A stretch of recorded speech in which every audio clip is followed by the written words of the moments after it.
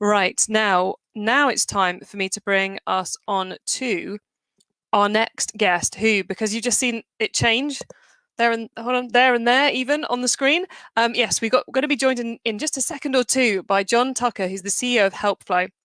And John has, or HelpFlow rather, is a done-for-you live chat service. See, Chloe should pick up her script before she tries to start remembering what she wrote for her intros. That's what's going on here. We'll start again. So John Tucker, marvelous John Tucker, is the founder and CEO at HelpFlow, which is a done-for-you live chat service. John always brings a huge amount of value to these sessions. I always love watching him. So I'm really looking forward to finding out his latest tips and tricks, especially with the last few months that we've had. His tips and tricks to help us increase our conversions. So, John, we're going to bring you up right now. How are you doing today? I am doing awesome. Enjoying the new platform you guys are on. This is really good.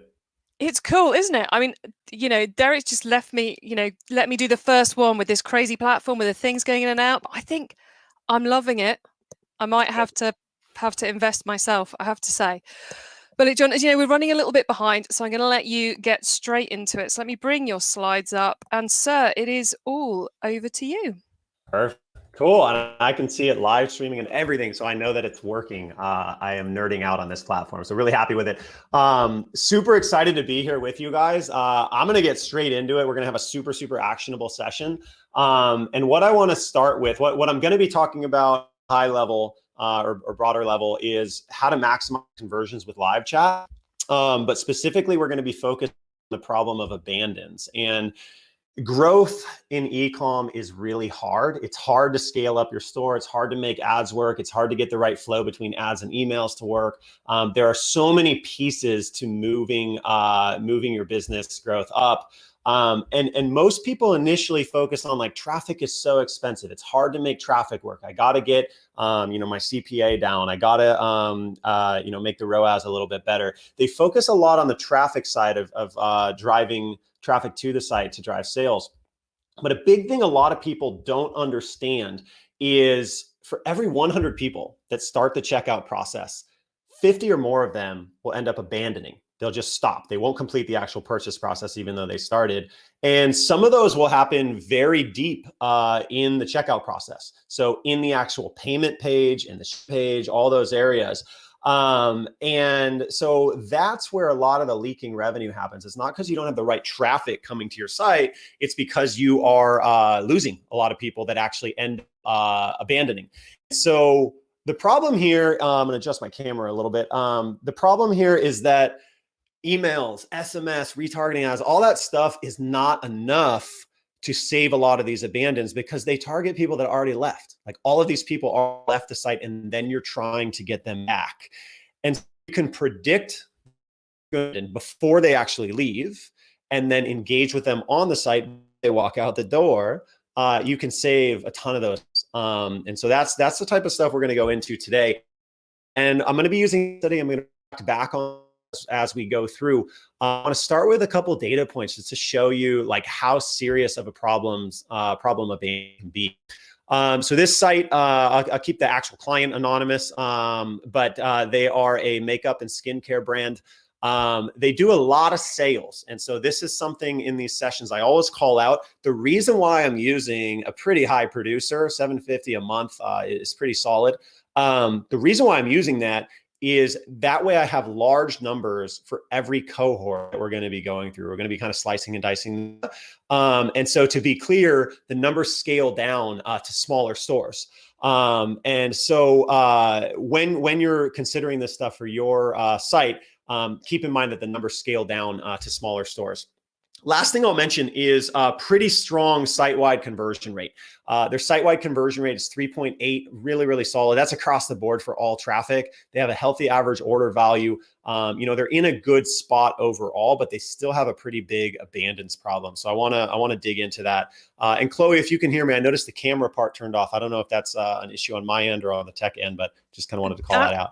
John, that was me because your audio was breaking up a little bit. So I thought I'd try and get rid of the video that way, but probably it's still breaking up a little bit. So if you could turn off your video, then we'll go full size screen if that's all right. You know what I can do? Let me make a quick tweak here. I'm using a noise canceling thing that might be messing it up. How to turn Ah, the tech, the tech. It's always the tech. And I Yeah, got Angel on my team on Slack on my end. Angel, let me know if you're experiencing the same issue. Thing. No, that should work. Okay. Shoot me a message in the back office thing here, and let me know if you still need me to turn it off. cool. Will do. Um, Bye. no worries. Digging into their abandons, they're losing a ton of sales in the abandon process. And so if we look at their specific data, again, this is the same client. There's 35,000 people per month that start the checkout process but don't end up actually completing. So over 1,000 people every single day. So a lot of people abandoning in the checkout process. This particular screenshot, so everything I'm going to do is based on Google Analytics data. If you're savvy with GA, then you'll know you can look at this in other ways. There's a funnel view. There's a whole bunch of different ways to look at the data. The reason why I look at it like this is I'm going to slice it up in a couple additional ways in a minute. But bottom line, what I want you to understand here is 35,000 people a month, 1,000 people every single day start the checkout process but don't complete. But if we dig deeper into these numbers, 57% of those, 20,000 people a month, every single month, abandon on the payment page. So again, in Shopify, this is a Shopify site, but this is a similar math applies to Magento, BigCommerce, all the other platforms. 57% of the people that abandon in the checkout process end up abandoning on the payment page. So it's a big chunk of people. So looking into this again, I want to emphasize that the percentage of people that end up abandoning will be similar for you. 50% of the people that start the checkout process will end up abandoning, and then 50% of the people that abandon will end up abandoning on the payment page. So you'll see similar numbers as well. So typical cart abandonment strategies that you're probably already using, those are going to be things like cart abandonment emails. You're probably already sending out cart abandonment emails. You absolutely should be. They work really well. And by the way, at the end, Chloe, thanks. I saw your note. Audio is good. Great. At the end, I'm going to show you how you can supercharge the results with a small change to your Klaviyo sequence, whatever email sequence you're using. You can make those perform a lot better, but definitely be using abandoned cart emails. Second is retargeting ads. Absolutely be running retargeting ads, showing different ads to people that started checkout compared to people that didn't start the checkout, right? That's something that you should definitely do. But the issue with all of these is they don't address why people abandoned. People abandoned because they have questions that come up.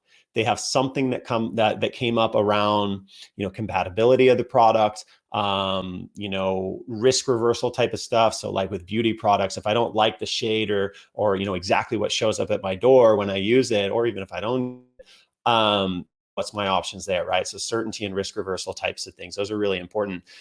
The issue here is a lot of the questions that cause people to abandon are subjective. And so they require a conversation to sort it out. And live chat can be a really, really good way to answer these questions, whether it's on the site or actually as part of your retargeting ads or part of your abandonment email. So I'll get into that.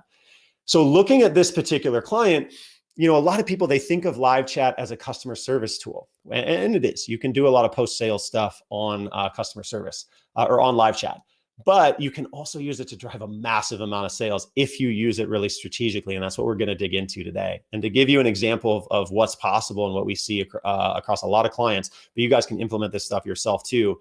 Remember, there's 20,000 people a month in this case that abandon on the payment page. They're converting 3.8% of everyone, right, on the entire site. So pretty healthy site-wide conversion rate. The question becomes like, what percentage of the payment page abandons can you convert, right? It's going to be higher than 3.8%. If we look at this and say 8%, it's basically double the site-wide conversion rate. Totally reasonable to do, because remember, this is people at the very end of all the way at the end, right? They're ready to buy, but they didn't for some reason. Can you convert 8% of those people? Probably so. That turns into 60 grand a month, $61,000 a month for this particular client, 700 grand a year in revenue. And if you hit 10% of the payment page, which is not out of the question at all, because it's the payment page, then that turns into 900 grand for this client. So what I want you to understand is the scope of sales when you get this stuff right can be significant. And at HelpFlow, like Chloe mentioned, this is what we do. We provide 24/7 live chat teams to over 100 e-commerce stores. We've done millions of chats over the years. This will be our 7th year in business. And we've driven over $100 million in chat revenue. So we've been able to kind of see the patterns of how to do this stuff really well. But to be crystal clear, you do not have to work with us to drive these results. I'm going to walk you through the tactics today. You can apply a lot of this stuff with your own team.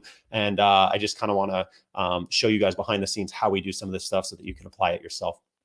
So getting into it, there's really three places where live chat fits in. Three big levers where you can drive a lot of sales with chat. Number one is in the checkout process. So I'm going to dig into that. I touched on it a little bit already, but I'll dig into how to address those. Number two is on product and category pages. And so basically when people engage but not knowing what they're looking for, you can connect there. And then the third is in your email flows. So people don't think of how to use live chat as part of email, and we'll dig into that part as well.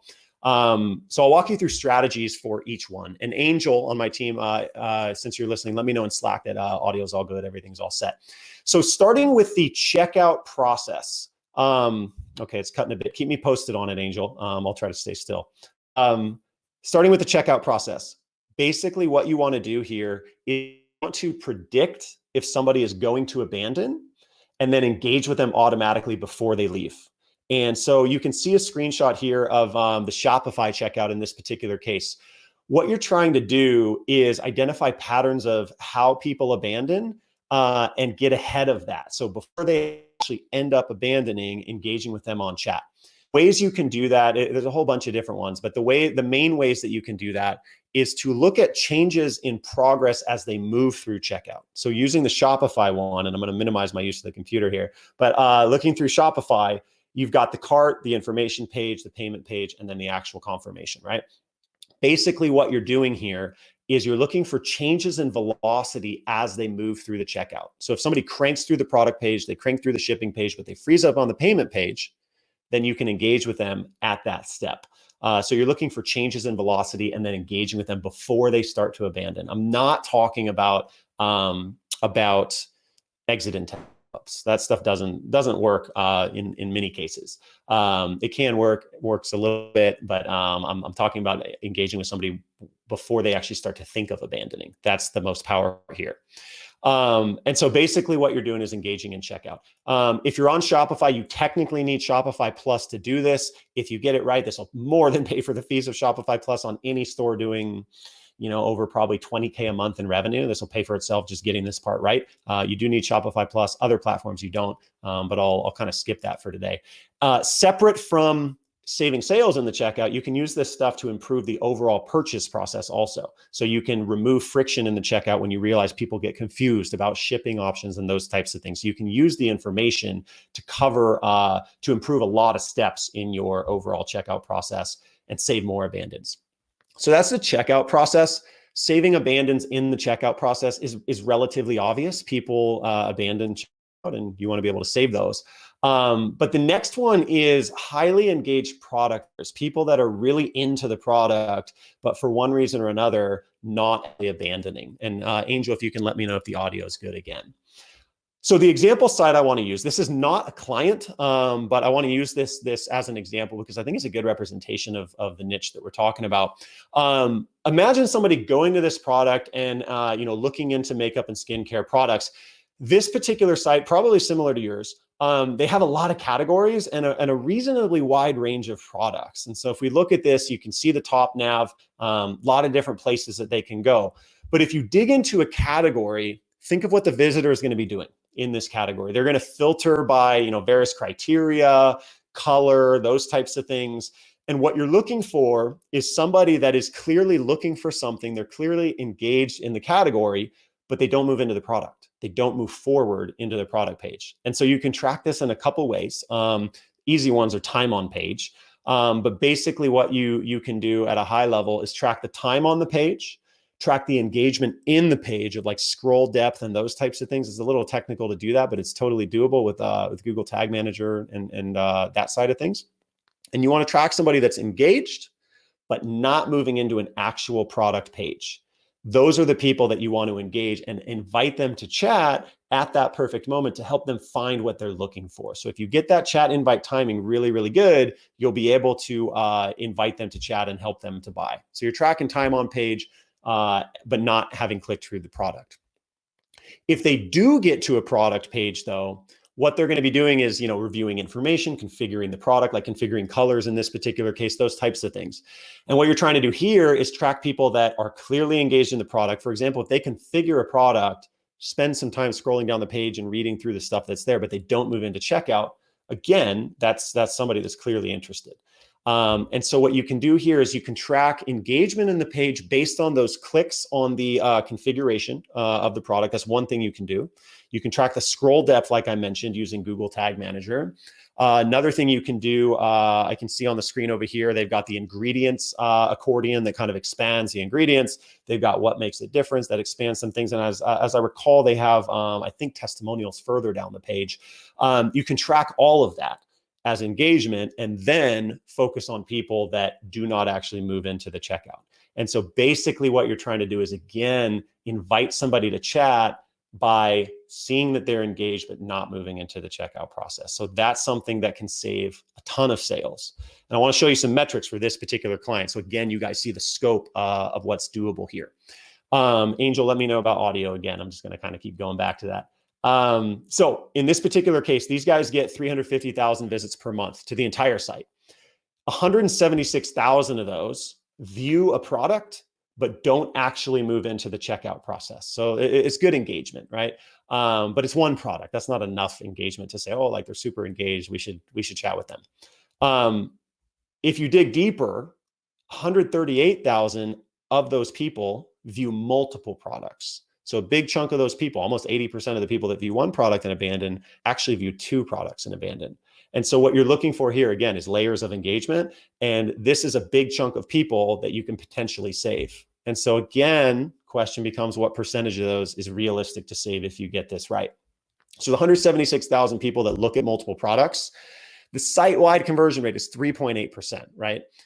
This number of like the percentage of people that you can convert from this group, it's always a function of the site-wide conversion rate. Everything's a function of the site-wide conversion rate. But what we typically see is somewhere around half of the site-wide conversion rate, sometimes a little bit higher. But in this particular case, converting half of the site-wide conversion rate for this particular site, totally reasonable. That turns into 3,300 orders a month or $127,000 of additional revenue per month just by being there when somebody is starting to slip away as they're engaged in products. And so again, what you're doing here is seeing that engagement, seeing them start to slip away and being there at that perfect moment before they leave. So it's 127 grand. This is another $1.5 million in revenue for this particular store per year. So that's the chat in checkout and on product pages. That stuff tends to make sense to people, like, okay, like live chat is for your website. We chat with people on the website. Great. But what do you do if somebody actually abandons, right? If somebody actually leaves, how can you save those people? And so in this particular case, you can also really supercharge your abandoned cart email sequences by adding live chat into those emails as a call to action. Basically, what you're doing is sparking up conversations. So let me show you some of that data. Most stores, when they do cart abandonment emails, and you guys are probably doing this, you should definitely be doing cart abandonment sequences. Most stores use a reminder and then a discount and then a Hail Mary discount. That's basically what they all do. Reminder, discount, Hail Mary discount over 3 to 4 days, somewhere along those lines. And maybe you layer SMS in also. Again, that doesn't address why the person abandoned, right? The person didn't need a reminder. Typically they don't forget to complete the checkout, maybe in a small segment of situations. But really what's happening here is they're abandoning because they have a question. And so what you can do is configure a call to action to chat with your team directly in the actual emails. So basically, if somebody gets those emails, there's a call to action in there that says chat with us, or our team's online 24/7, click here to chat with us, right? What that's going to do is that's going to trigger a lot of conversations to come from those emails that will then give you and your team the opportunity to answer those questions and drive the sale and to save the sale. And so you're able to really answer a lot of the questions that come up on abandons that cause somebody to leave by integrating this into your actual cart abandonment emails. And to be clear, you can use this in other Klaviyo or other email sequences also. So your life cycle emails, subscription upsells, win back campaigns, all that type of stuff. You can also add that as a call to action. I'm just focusing on abandons today, but it's definitely something that you can do. Angel, let me know one more time too if the audio is good. So those are really the three major levers that cause you to be able to save a lot of abandons with chat. And the things you should be doing is, number one, use chat in the checkout process, super critical. Number two, use chat invites at the perfect time based on that product engagement. And then number three, get live chat into your cart recovery emails. One thing I always touch on though in these sessions is, if you're going to use live chat yourself, there's a couple really, really important things to get right. You should absolutely use live chat and get started using it yourself if you haven't used it before, just to test it out. But chat is something that can hurt your conversion rate and cause it to go down if you do it poorly. It doesn't just not work, it causes your conversion rate to go backwards and to decrease. And the reason for that is people that would have probably would have bought, or definitely would have bought without having to chat with somebody, they engage with the chat or they respond to a chat invite, and then they get annoyed with how long it takes to get a response, or maybe you're not actually there, right? But you left it on accident, or your team did. That can cause people to leave. So you got to be really, really on point when you're on chat in order for it to not hurt your conversion rate. And these are the main things that we typically see. Number one, using pre-chat forms. Don't use pre-chat forms to gather, name and email, or are you asking about your order, or do you want to talk about buying something and giving us money? Like, just click and chat. Talk to a human right away. Make it super, super simple. I know that you can do a lot of automation, and chatbots are all the rage. You can get chatbots right, but it has to be visitor first. It has to be focused on helping the visitor first. Using a chatbot to run somebody through a web form that gathers their name and email address is not visitor first. It's not helpful to the visitor. They don't need to give you their information. They want help from you to give you money. So it's really, really important not to use pre-chat forms or bot type of structure if it's focused on gathering this information. Second part that a lot of brands get wrong is responding slowly. So you have to respond in under 10 seconds when the initial chats come in. So if somebody clicks to chat, make sure you respond within 10 seconds. Super, super, super important. And then throughout the conversation, you want to respond pretty quickly. It depends on what you're talking about, but definitely under 30 seconds throughout the entire conversation. This is something that's really hard to get right if you're not just doing the live chat, but it's something that matters a lot. First response time, once you get over about 12, 13 seconds, it really, really hurts the conversion rate of the visitors you chat with. Last part, and this is just more of a way to drive as much results as possible. It's important to be online nights and weekends. For most brands, 50% of the traffic and revenue is going to come on nights and weekends outside of business hours. So just being on chat during business hours is a big missed opportunity. And if you're not online nights and weekends, you can't really use this stuff to save cart abandons from your email sequences, right? Your emails are going out at all hours of the day, and people are at least reviewing those emails at all hours of the day. So you can't have that click to chat button that somebody clicks at 9 p.m. at night and then there's nobody there. That's a horrible, horrible experience, right? So that's basically the key things that matter. Chloe, I'm going to get wrapped up here in a second, but I do have a timer going, so I'll be on point with what we talked about before. But those are the main mistakes that are super, super critical to avoid and make sure that you get right. Like I mentioned, we run 24/7 live chat teams for over 100 e-com stores. And if you're doing over around $50,000 a month, it probably makes sense for us to have a chat. We'll go through a strategy call process. And basically what we do in that process is we go through this type of data that we did today, but we do it with your actual brand. So it's not like a big sales pitch where we say, you should use chat and here's all the reasons why. Instead, we just slice up all the data for your particular Google Analytics and say, okay, and check out, your abandon rate high for the payment page. Here's some things you can do, and chat's a piece of it. And then we just go through the entire funnel and do that part. So value of it, whether you work with us or not. So feel free to go to helpflow.com to book that. But for everybody, we put together the cart recovery checklist. And this thing here, this is going to enable you to basically see all the tactical ways to save cart abandons. I've done some of that on this site on this session. I did some of that on this session, but for the sake of time, I wasn't able to include everything. But in that cart recovery checklist, we go through all the reasons why people abandon based on millions of chats. We've done a ton of chats, and we just let you guys know all those reasons.